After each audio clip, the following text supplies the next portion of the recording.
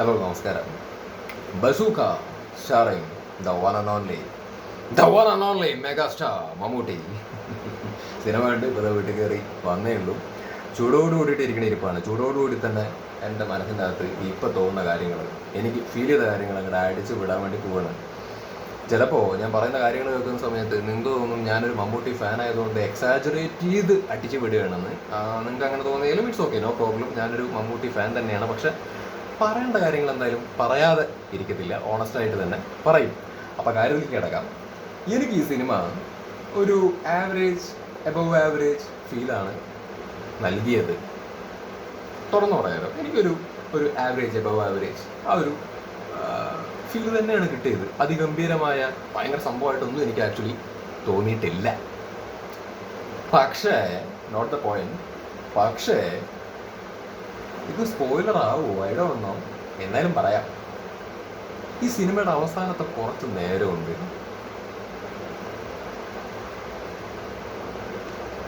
ഗംഭീരമായിരുന്നു. ഗംഭീരം എന്ന് പറഞ്ഞു കഴിഞ്ഞാൽ ഗംഭീരം. ഞാൻ ഭയങ്കരമായിട്ട് അങ്ങോട്ട് എൻജോയ് ചെയ്തു. അത് ഞാൻ ഫാൻ ആയതുകൊണ്ടാണോ എന്ന് എനിക്കറിയില്ല, മേ ബി ആയിരിക്കാം. പക്ഷെ ന്യൂട്രൽ ഓഡിയൻസിനാണെന്നുണ്ടെങ്കിലും അവസാനത്തെ കുറച്ച് നേരം ഭയങ്കരമായിട്ട് എൻജോയ് ചെയ്യാൻ വേണ്ടി പറ്റിയിട്ടുണ്ട് എന്ന് തന്നെയാണ് ഞാൻ വിശ്വസിക്കുന്നത്. ഭയങ്കര എൻഗേജിങ് ആയിരുന്നു എന്ന് മാത്രമല്ല, ഭയങ്കരമായിട്ട് ഞാൻ ഇങ്ങനെ ഇരിക്കുകയായിരുന്നേ. സിനിമ ഇങ്ങനെ ആവറേജ് അല്ലെങ്കിൽ ആ ഒരു മൂഡിൽ ഇങ്ങനെ പോയിക്കൊണ്ടിരിക്കുകയാണ്. ഇതിങ്ങനെ ഇരിക്കുകയാണ് ഞാനല്ല, ഓഡിയൻസ് ഇങ്ങനെ ഇരിക്കുകയാണ്, ഇങ്ങനെ കണ്ടുകൊണ്ടിരിക്കുന്നു. ഒരു സിനിമ അങ്ങനെ കണ്ടുകൊണ്ടിരിക്കുന്നു. ഒരു സമയം തൊട്ടിട്ട് പരിപാടി സ്റ്റാർട്ട് ചെയ്ത് പിന്നെ അവിടെ നിന്ന് ഓണായി. ഞാനതൊക്കെ ഇങ്ങനെ ഇരിക്കാൻ തുടങ്ങി, എന്നിങ്ങനെ ഇരുന്ന് കയ്യൊക്കെ അടിക്കാൻ വേണ്ടി തുടങ്ങി. ഒരു ആവേശമൊക്കെ ആയി, മനസ്സിലായ.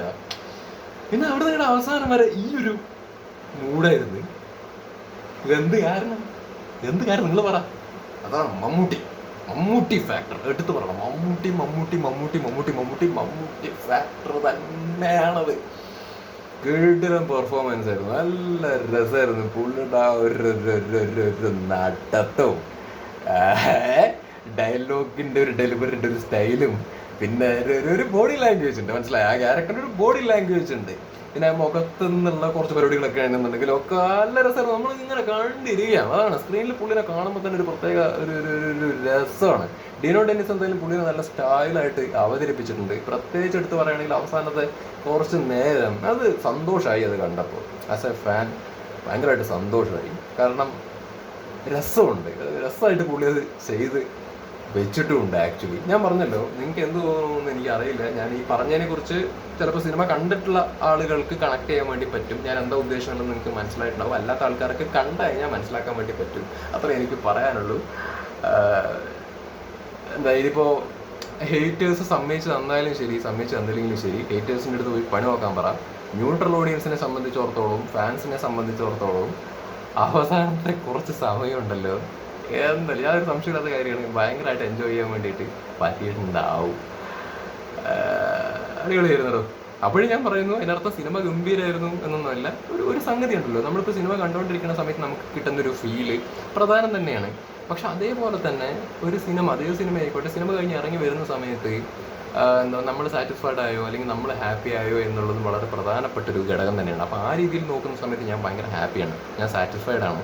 സിനിമയൊക്കെ എന്തായാലും ഒരു ആവറേജ് പരിപാടികളൊക്കെ തന്നെയാണ് സമ്മാനിച്ചിരിക്കുന്നത്. പക്ഷെ സിനിമ കഴിഞ്ഞ് വന്ന സമയത്ത് ഒരു ഹാപ്പി അല്ലെങ്കിൽ ഒരു സാറ്റിസ്ഫാക്ഷൻ കിട്ടുന്നുണ്ട്. അത് അവസാനത്തെ കുറച്ച് നേരം അവർ കാണിച്ചു തന്ന കുറച്ച് കാര്യങ്ങളുണ്ട്.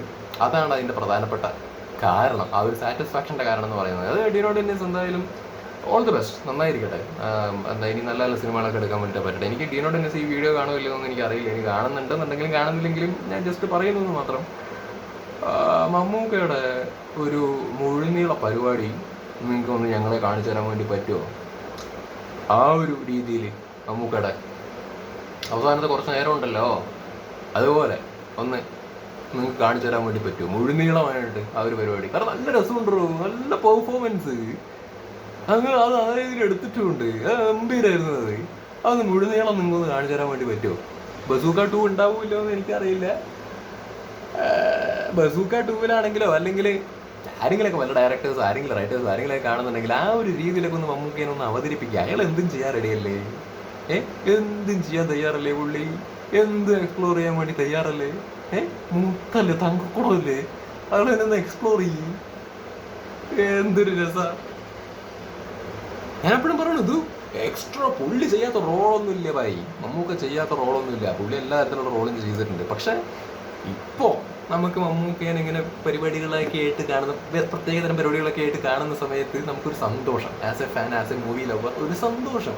അതിപ്പോൾ മമ്മൂക്കയുടെ കാര്യം മാത്രമല്ല, ഞാൻ പറഞ്ഞു ലാലേട്ടൻ്റെ കേസിലാണെങ്കിൽ ഡിഫറെൻ്റ് ആയിട്ടൊക്കെ എന്തെങ്കിലും ചെയ്ത് കഴിഞ്ഞാൽ അത് വലിയ സ്റ്റാർസ് അല്ലേ, അവരുടെ ഭാഗത്ത് നിന്ന് ഡിഫറെൻ്റ് ആയിട്ടുള്ള സാധനങ്ങളൊക്കെ കാണുന്ന സമയത്ത് നമുക്കൊരു ഇത് കിട്ടും, ഒരു ആവേശമൊക്കെ ആക്ച്വലി കിട്ടും. അപ്പോൾ അതാണ് ആ ഒരു ആഗ്രഹം കൊണ്ട് പറഞ്ഞാണ് എനിക്ക് അവസാനത്തെ കുറച്ച് സംഭവങ്ങളൊക്കെ കണ്ട സമയത്ത് എനിക്കതുപോലെ ഒരു മുഴുനീള പരിപാടി കണ്ടാൽ കൊള്ളാം എന്നൊക്കെ ആക്ച്വലി ഉണ്ട്. അങ്ങനെ ഒരു സിനിമ പുള്ളിക്ക് വേണ്ടി വന്നാൽ അത് ബസൂക്ക 2 ആയിട്ടാണെങ്കിലും അതല്ലാതെ ആണെങ്കിലും ഒക്കെ വന്നാൽ കൊള്ളാം എന്ന് എനിക്ക് ആക്ച്വലി തോന്നിപ്പോയി.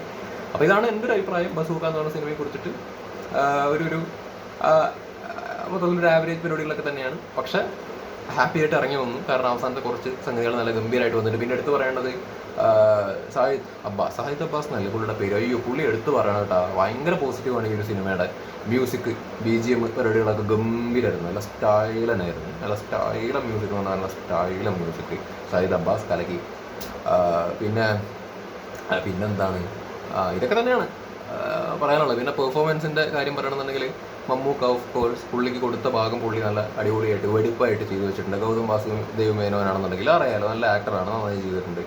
പിന്നെ സിദ്ധാർത്ഥ് ഭരതനുണ്ട്, നന്നായി ചെയ്തിട്ടുണ്ട്. പിന്നെ ഭാമ അരുൺ, എനിക്ക് അവരെ ഭയങ്കര ഇഷ്ടമാണ്. നല്ല രസമാണ്, നല്ല ഭംഗിയുള്ളൊരു ആക്ട്രസ്സാണ് അവർ.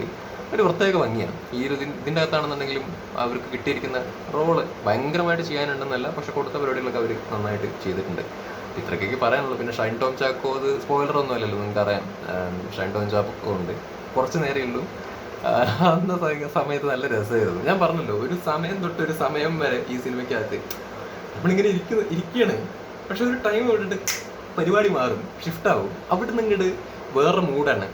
അവിടെ നിന്നാണ് ഈ ഷൈൻ ടോം ചാക്കോ ഒക്കെ വരുന്നത്. അതൊക്കെ നല്ല രസമാണ്. പുള്ളിക്ക് പറ്റിയ പരിപാടി അത് നന്നായി പുള്ളി ചെയ്ത് വെച്ചിട്ടുമുണ്ട്. പിന്നെ ഇതിൻ്റെ അകത്തൊരു കിഴങ്ങം വരുന്നുണ്ട്. അത് പോട്ടെ, അത് പറഞ്ഞാലും പറഞ്ഞില്ലെങ്കിലും വലിയ കാര്യമൊന്നുമില്ല. എനിക്ക് പോട്ടെ, വലിയ ഉപദ്രവമൊന്നുമില്ല. മേളെ കണ്ടപ്പോൾ എന്തോ പോലെയായി.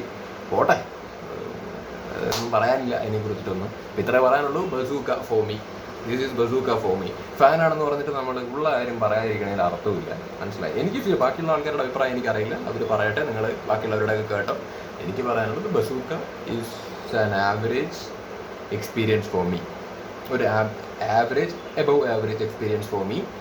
ഒട്ടും വളരെ മോശമാണ് എന്നൊന്നും ഞാൻ പറയില്ല. കാരണം എന്താണെന്ന് വെച്ചാൽ അത് പറയാനും പറ്റില്ല. കാരണം എന്താണെന്ന് വെച്ച് കഴിഞ്ഞാൽ ഡീനോ ഡെന്നീസ് ഒരു പുതുമുഖ സംവിധായകൻ, അതുകൊണ്ട് ന്യായീകരിക്കുകയല്ല കേട്ടോ. പുതുമുഖ സംവിധായകനാണ്. ഒരു ജോണർ എന്നുള്ള രീതിയിൽ നോക്കുന്ന സമയത്ത് ഒരു ഡിഫറെൻറ്റ് അപ്രോച്ചാണ്, ഒരു ഡിഫറെൻറ്റ് ജോണറാണത്. മലയാളത്തിൽ നമ്മൾ കാണാത്തൊരു കൈൻഡ് ഓഫ് ജോണറാണ്. അപ്പോൾ അത് അപ്രീഷിയേറ്റ് ചെയ്യേണ്ട ഒരു കാര്യമാണ്. Very good attempt.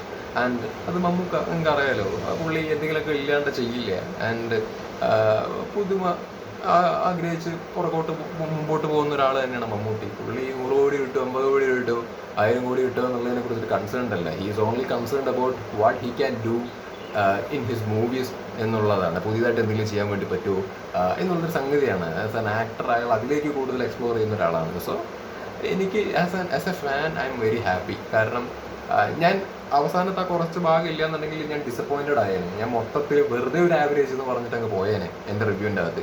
പക്ഷേ അത് ഞാൻ പറഞ്ഞല്ലോ, അതാണ് ഒരു മൂഡ് ഷിഫ്റ്റ് എന്ന് പറഞ്ഞൊരു സാധനം ഉണ്ടായി. ഞാൻ ആവറേജ് ആയിട്ട് ഇങ്ങനെ പോവുക, നോർമലായിട്ട് ഇങ്ങനെ കാണുകയാണ് ഞാൻ. ഫസ്റ്റ് ഹാഫ് ആയിക്കോട്ടെ, സെക്കൻഡ് ഹാഫ് ആയിക്കോട്ടെ, നോർമലായിട്ട് ഇങ്ങനെ കാണുക. ഒരു പടം, ഒരു പുതുമയുള്ളൊരു പടം ഇങ്ങനെ കണ്ടിരിക്കുക, ഇങ്ങനെ ഒരു പോവുക. പക്ഷെ ആ മൂഡ് അങ്ങോട്ട് ഷിഫ്റ്റ് ആയത് ഒരു പെർട്ടിക്കുലർ പോർഷൻ തൊട്ടിട്ടാണ്. അത് മമ്മൂക്കയുടെ പരിപാടികളൊക്കെ കണ്ടിട്ട് ഓണിട്ട് ഇതായിപ്പോയി. മനസ്സിലായ? അതാണ് പറഞ്ഞിട്ട് മതിയാവുന്നില്ല. അപ്പം അതാണ് ബസൂക്ക. നിങ്ങൾ കണ്ടു നോക്കി, എക്സ്പീരിയൻസ് നിങ്ങൾക്ക് നിങ്ങളുടേതായ അഭിപ്രായങ്ങൾ ഒബ്വിയസ്ലി ഉണ്ടാവില്ല. നിങ്ങൾ കണ്ടു നോക്കി. ഞാൻ വീണ്ടും പറയണു, അവസാനം കുറച്ച് ഭാഗം എന്നെ സംബന്ധിച്ചിടത്തോളം നമ്മൾ അങ്ങനെ ഒരു ഭയങ്കര എക്സ്പെക്ടേഷനോ ഹൈപ്പോ വെച്ചിട്ടോ ഒന്നും അല്ല പോയിരിക്കുന്നത്. ഞാൻ പറഞ്ഞിട്ടുണ്ടായിരുന്നു വീഡിയോൻ്റെ അകത്ത് തന്നെ, നമുക്ക് ഹൈപ്പോ എക്സ്പെക്ടേഷനോ അല്ല, നമുക്കൊരു താല്പര്യമാണ് സിനിമ കാണാൻ. കാരണം മമ്മൂട്ടി ഫാക്ടർ ഉണ്ട്, അയാൾ എന്തെങ്കിലും ഇല്ലാതെ എടുക്കില്ല എന്നുള്ളൊരു സാധനം ഒരു താല്പര്യം ഉണ്ടായിരുന്നു, പ്രതീക്ഷ എന്നല്ല. പക്ഷെ നമ്മളിങ്ങനെ ക്ലീൻ മൈൻഡായിട്ടൊക്കെ പോയിട്ട് ഇങ്ങനെ കണ്ടുകൊണ്ടിരിക്കുന്ന സമയത്ത്, വളരെ നോർമൽ മൂഡിലിരുന്ന് കണ്ടുകൊണ്ടിരുന്നിട്ട് അവസാനം കുറച്ച് ഭാഗം വന്ന സമയത്ത് ഭയങ്കരമായിട്ട് എക്സൈറ്റഡ് ആയിപ്പോയി. അത് മമ്മൂക്കയുടെ പെർഫോമൻസ് എന്ന് പറഞ്ഞൊരു സംഗതി കൊണ്ടാണ്. അപ്പോൾ ഇത്രേ പറയാനുള്ളൂ. That's it. Bye bye.